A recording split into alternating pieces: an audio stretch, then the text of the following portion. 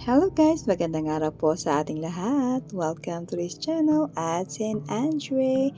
So, magluluto po tayo ngayon ng ginisang string beans o tong. Ayan ang ating sibuyas at ang ating string beans. Ayan. So, ganyan lang po siya. Mikos-mikos na lang natin hanggang sa maluto.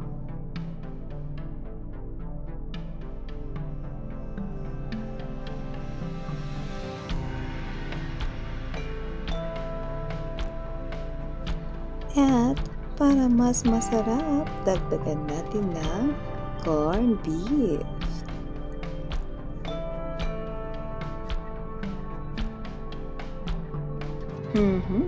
Ayan, luto na po ang ating ginisang string beans o utong with corned beef.